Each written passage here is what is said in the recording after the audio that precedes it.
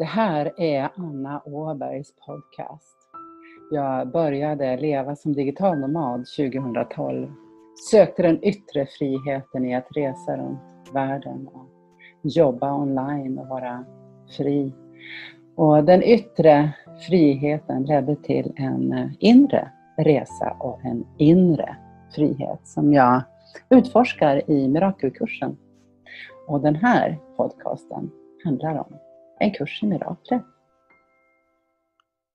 I det här avsnittet så pratar jag med Natoli och ber henne berätta om Mighty Comapanions, ett begrepp som finns i en kurs i mirakler. Och det blev ett fantastiskt samtal som visade sig att Mighty Comapanions var väldigt mycket mer än vad jag trodde att det var.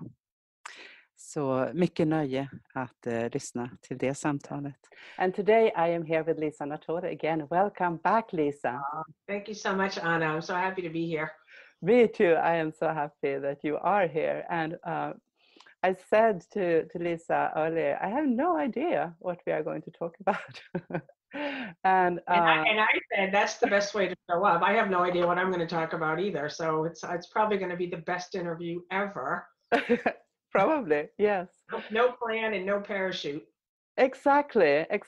Just listen to what God wants to happen at the moment. And I'm really interested to learn more about Mighty Comapanions. I'm volunteering for you guys this weekend, and I can feel that I am spending time with Mighty Comapanions, and I have to expand. And I feel nervous and confused and happy and like that. So could you speak a little to what is Mighty Comapanions? Yeah, that's just a great topic. And for those who are new to that idea, it's a term that comes from A Course in Miracles. It's we both have our books, and that is one of my favorite topics because it's inclusive of other people.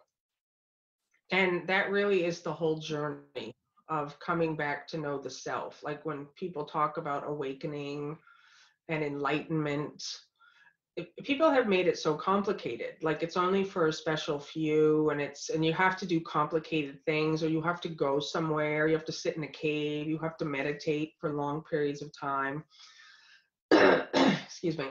And what A Course in Miracles talks about, it actually uses the word meditation, and I think only 2 times. And it talks about when it does use the word meditation, it says, yes, meditation will get you to the goal, because everything will get you to the goal of knowing the self eventually. But that meditation is tedious. And so I had read that and it didn't matter. I still was like, well, I want to know myself, so I'm going to sit in these moments of quiet and trying to get somewhere. And see, I never actually investigated who was sitting down in meditation and where was I trying to go. Now, the Mighty Companion idea is a totally different thing from meditation. So what the Course in Miracles does, instead of you sitting by yourself trying to get somewhere, it's basically a mind training which is inclusive of the entire world, of all your brothers, of everything you think you see, of everyone that you meet. These are our Mighty Companions. Our thoughts are our Mighty Companions. Our emotions are our Mighty Companions. But so A Course in Miracles is one path to awakening and enlightenment, which is nothing but a shift in perception, a change in how we see things. So when you look at like what's happening in the world since time began, I should say, I was going to say recently, but since time began, is that people hate other people. People hate themselves. People think things shouldn't be happening. People think, you did something to me, you hurt me, and now I need to protect myself. So the Mighty Companion idea is a way for someone to begin to see the world differently and to see themselves differently, to begin to use other people as the point for transformation and awakening. So, like, I would ask someone, is there anyone you don't like? Yeah. Okay. There are people I don't like. Yes. So you start there. So then Yeah. you say, okay, so that's in your mind. And then, like, I prefer the word investigation to meditation. I'm the last couple of years, I've been very much interested in the non-dual teachings. Rupert Spira, Francis Lucille, Jean Klein, Ellen Emmett, to name a few. And their path is about self-inquiry. Like, when you start to really look at who's the one who has an enemy, it can only be your body identity. It can only be the self that I made that has a storyline, that was born into time, that's has all these events that have happened up until this moment, and that there'll be other events that happen after this moment that we call the future. And I've now confined myself, my eternal, changeless self, that doesn't have a name. So I have now contained myself to the little Lisa Natoli body, or you've contained yourself to that little body. And now we see other bodies. And now we have disconnected ourselves from the whole. That's why we get sick. That's why we get angry. That's why we get upset. So to use the mighty companion idea is to really stand in the discomfort of it. Like, I don't like that person. Like, can you think of something? You don't have to say anything, but a particular name. But yeah. Do you really have someone that you really don't like? Mm-hmm. I do. Okay. So the path of investigation then would be to be willing to have the courage to stand still, and instead of thinking the other person needs to change, you allow yourself to go within and look at that. Like, do you want to hang on to that? No. Okay, and then we don't know how to get rid of it. And we don't need to know how to get rid of it. But all we need is the willingness and the courage to say, I prefer, as my preference, to have an awakening, to know the self, to know this kind of freedom and this kind of joy that I've been told is my inheritance and that I have seen others accomplish. Mm-hmm. I would like to take that path more than I would like to continue to hang on to this grievance or this hatred or this dislike. And from this place, like, I'll give you an example from myself. So you hear a lot of people saying, you have to forgive, but you don't have to go out to tea with them. Like, you don't have to do this on the behavioral body level. So, and I like that. Like, I like that teaching, because what, in my experience, has happened is that often you might have someone who's hurt you, someone who's ridiculed you in public, somebody who just did something that you just didn't like. And so as bodies, we think, well, now I have to protect myself. Like, I need to get rid of that person. So when forgiveness idea comes in, where we say, okay, I'm willing to forgive, the mind gets very active, the body identity mind, which A Course in Miracles calls the ego. So we want to get rid of the guilt. Like that's really what not liking someone is we have guilt for disconnecting ourselves from our source. So what often happens first is we think, oh, well, I need to apologize or say something, or I need to make it right, or I need to call them, or I need to be friends with them again. But that's actually, believe it or not, a delay technique. That's just the Here body. is where I am so confused. I'm so happy that we are talking about this, because I get completely confused at exactly this spot. Okay, so, and it's not to say that you won't eventually call them, tell them you love them, but all of this is inner work. So the cause is guilt. That's the thing that needs healing, not the relationship, but the guilt. Because what you will notice is that if you go and say, let's have lunch, I'm so sorry for the way I've acted, and whatever one would say to someone that one doesn't like, or for one who's hurt you. I forgive you is one. So before you do that, and you may never have to do that, is you want to just be in the stillness and look at your own guilt, your own, like, just really just take a moment and go, wow, this situation has been going on not just in this one person, in this one thing, but all my whole life. Like it's a revelation, really. And then you start to say, okay, I would like this problem corrected at the source, not at the effect level. So when we try to heal our relationships through behavior, you didn't actually heal it at the source. You didn't actually, so the healing, how I do it, and I know everybody has however they do it, and that's perfect. But I first must see my own innocence.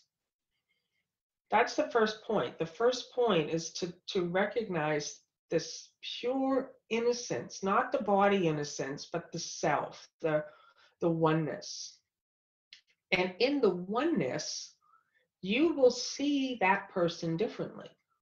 So it's a willingness now to recognize you're one with them. That's the mighty companion idea. Wow. To recognize, and then you will love them.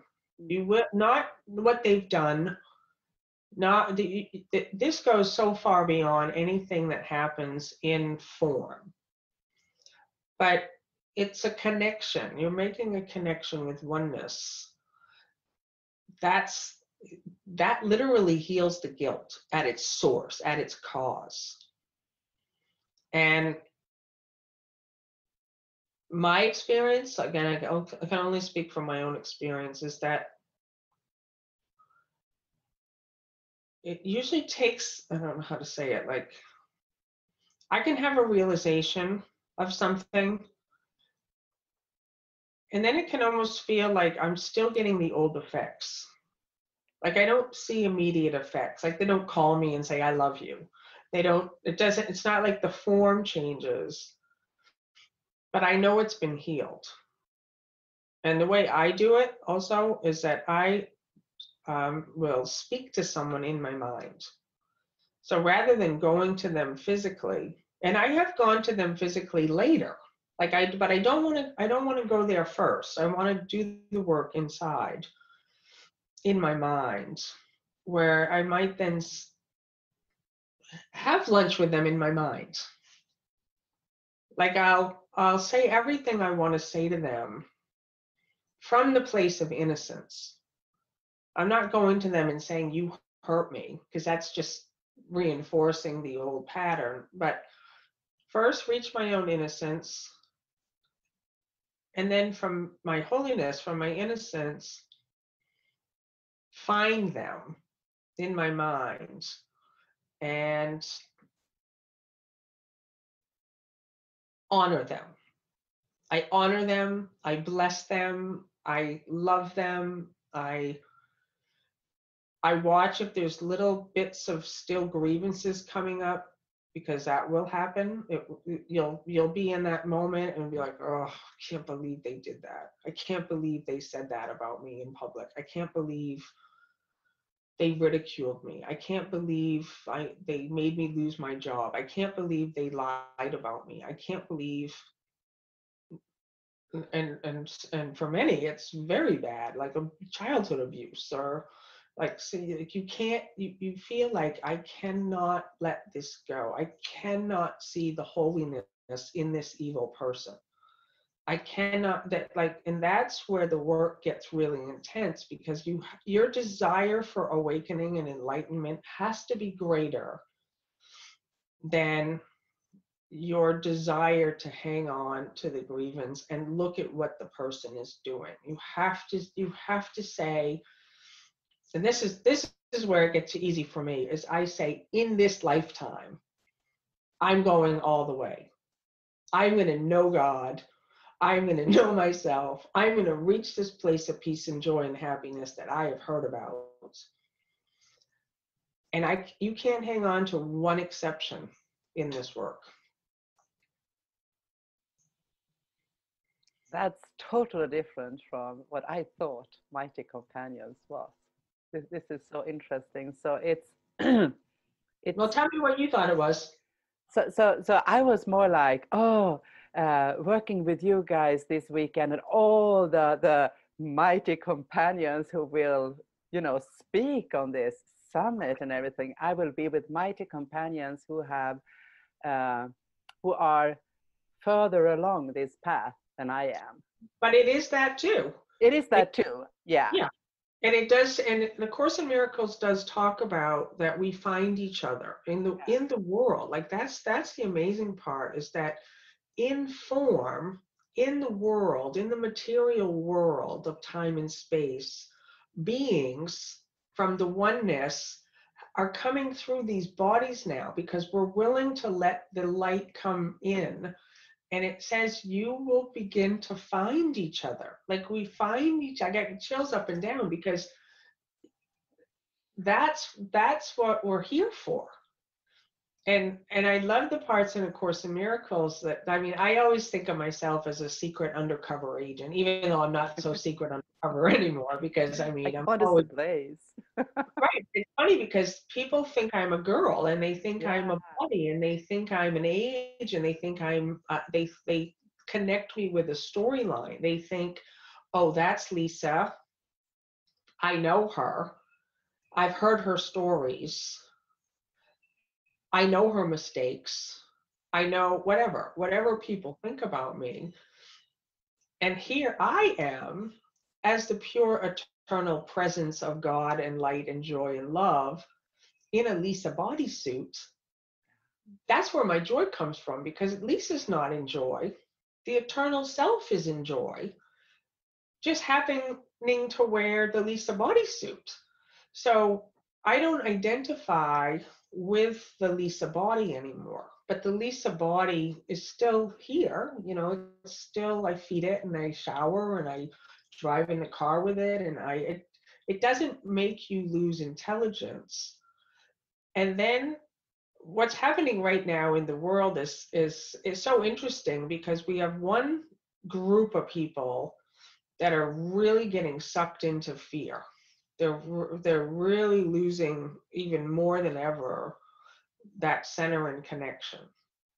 And then there's another part that's like rising up out of it, who are going, they're beginning to remember.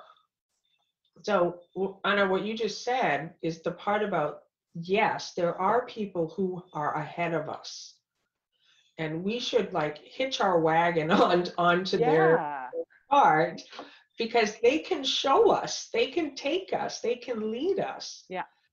Like, and I just want to do a little commercial pitch here for this weekend. The Pure Presence Summit is this weekend. Starts on Friday morning, goes all days Friday, all day Saturday, all day Sunday. It's totally free for the weekend while it's live. And if anybody wants the recordings, tons of gifts. I'm going to do a 4-hour live workshop on September 26th for people who get the all access pass. But it was put on by my husband, Bill Free. He has found the best teachers. I know you're going to be there. Yes. Are you a host? No, I will facilitate comments on the YouTube channel. Oh, wonderful. Yes. So awesome. Yes. He found, what I like of what Bill has done is he has found teachers in a wide variety of places. So he's all the non-dual teachers I mentioned earlier, Francis Lucille, Rupert Spira, Ellen Emmett, Bernardo Castro, in the non-duality arena. He's found guys with science. He has amazing Course in Miracles teachers. And the theme is the same. I've seen he's done interviews with 26 of the presenters that'll be part of the package for the All Access Pass. But we're all saying the same thing. We're all literally saying the same thing of like, you're not a body.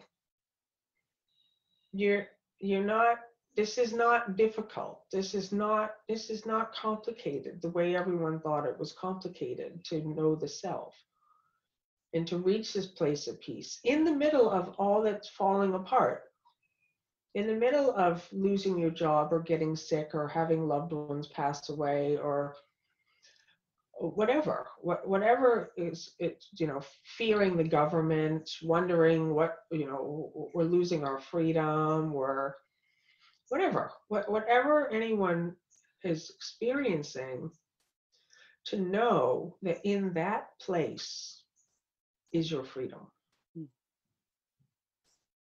I feel so much comfort in thinking that I'm not a body, and also that God is who created me, and so I'm not created by my parents. It's such a relief.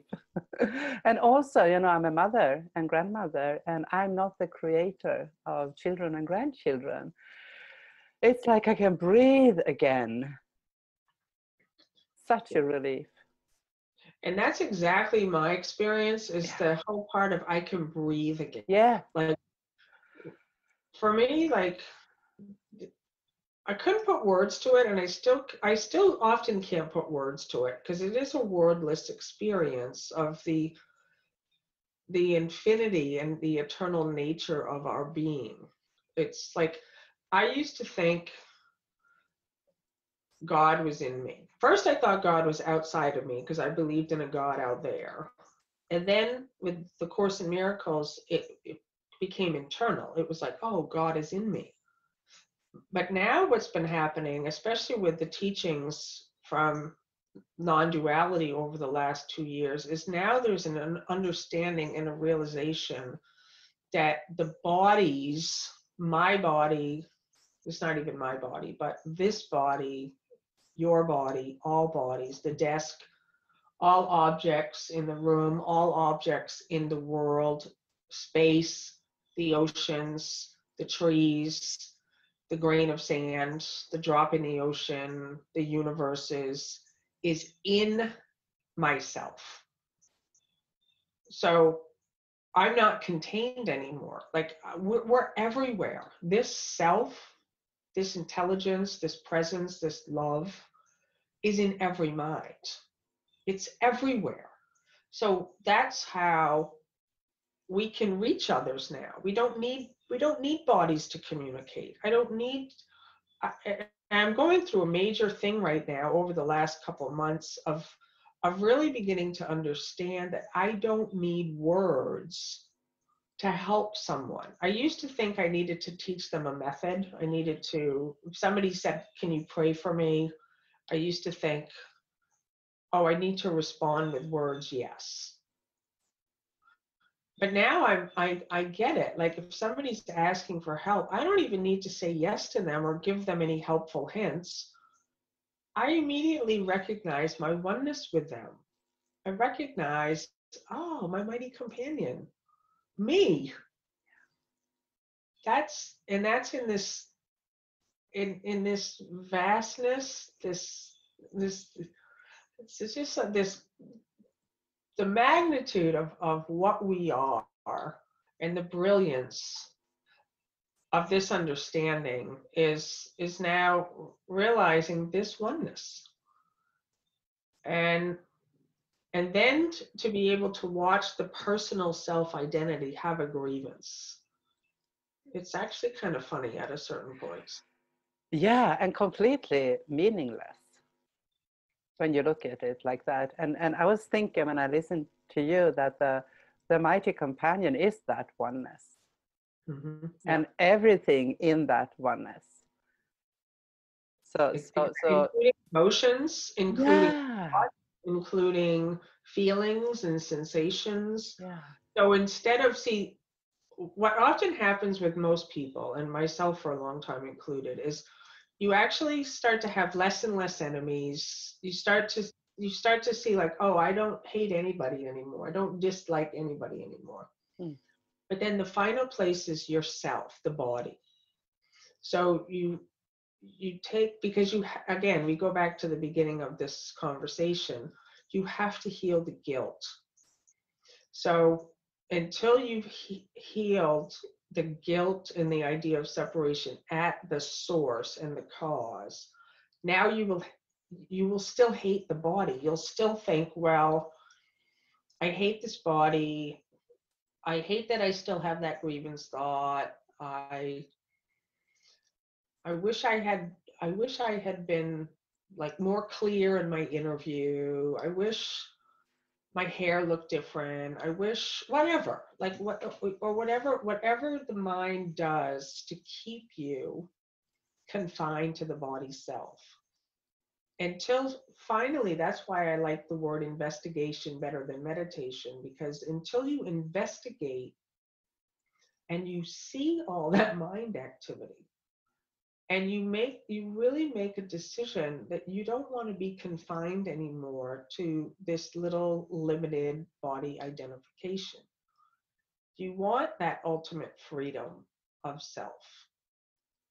And you don't have to even figure out how to do it. You just have to be willing to allow the blocks to love's presence, which is what you are, to be removed. To remove the clouds. Exactly. Yeah. It's so interesting. In this conversation, I have went from, yeah, I have people I don't like. I know that. To now, I love them. But from the point of view of this vastness and oneness, it's just ridiculous. Well, that's the immediacy of it. So if I asked you the question now and answer it honestly, are there people you don't like? I just want to laugh. I don't know if I want to avoid a question, but I just want to laugh. And Oh, but that's exactly where that's you should laugh. Yeah. But where people make themselves guilty some more. So like people say, yes, I definitely still have grievances. Like after the realization of what I just said or whatever, comes in that moment, you'll think, okay, that all sounds good, but I still have the grievance. And that is okay. Yeah. Because this doesn't just happen in one moment. Usually for most people, it's like these are energy fields that are deeply rooted. This is a hatred. Like what we're witnessing in the world right now is a total undoing of the one mind. We're seeing it. It literally being seen by our eyes, this hatred and the violence that's in the one mind. And so to be able to to say, okay, this is little, I'd see it as like threads, like as the roots coming up, as the self is expanding, like is beyond the body, there'll be like things that pop up still, things that you'll read something on the news or you'll see something just terrible. I mean, I read the news. I still have a charge sometimes. I still can't believe the things I'm seeing and hearing. But it's like immediately I go into like, this is my brother whom I love. This is what and this is the work I'm here for. I'm not here to judge. I'm not here, but I am sharing this to show that there are some things that continually pop up that it's the mind will just grab it and go, you can't forgive that one. Mm-hmm. Totally. And I feel that I am doing the process faster and faster. From the beginning, it felt like I can never do it. I hear what you say, but I can never do it. And over the years, I've been studying A Course in Miracles. I can see how it's faster and faster. And also how I perceive the world completely different when I am in grievance, when I really do dislike someone. That's the only thing I can see. And during this conversation now I could move beyond that and just laugh, and I will come back to not liking people again. Yeah, and then you can just get to see who's the I that doesn't like people. So you get to see, like, the reason I like Course in Miracles so much is because it starts us as the body identity. Yeah. It starts me in the Lisa body, where I have a belief in bodies and other bodies, and it gets me to the point when I, the body identity, say, I will be kinder, I will forgive, I will be nicer, I will be compassionate, I will be a better listener, I will watch the mind activity, I will have moments of stillness, I will bless my brothers who are one with me, I will. That's the body identity still.